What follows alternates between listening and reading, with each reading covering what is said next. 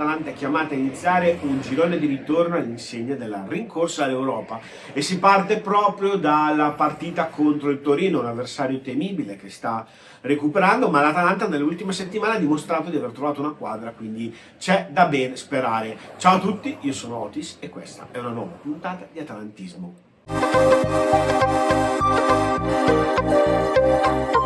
Dopo la vittoria contro il Bologna inizia il girone di ritorno, un girone di ritorno fondamentale per la corsa all'Europa. L'Atalanta affronta il Torino che all'andata era stato battuto per 3-0 con una doppietta di Kristovic, e caso vuole che si arriva proprio da una partita in cui il Kristovic è rinato facendo un'altra doppietta. Le probabilità che sia lui il faro dell'attacco dell'Atalanta per la partita sono altissime, perché comunque con Scamacca sapete che bisogna essere sempre molto cauti e dargli il tempo di recuperare la condizione, però il montenegrino ha dimostrato che se gli si dà fiducia comunque lui tra sforzi e impegno ripaga. Una partita che non va sottovalutata. Il Torino nelle ultime 5 partite ne ha vinte 3, veniva da un momento molto difficile, ma ultimamente sembra essersi un po' ripreso. L'importante è affrontare la partita con la massima concentrazione e la massima serietà. Non ci sono partite facili, non ci sono partite scontate, ci sono solo partite che vanno giocate dall'inizio alla fine.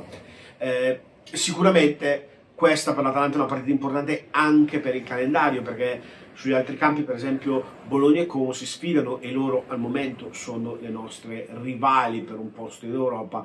Iniziare il girone di ritorno mangiando punti, riprendendo quota, vorrebbe dire molto per questa squadra che sul campo ha dimostrato di aver trovato una quadra, ma che con un'iniezione importante di fiducia potrebbe davvero fare un girone di ritorno strepitoso.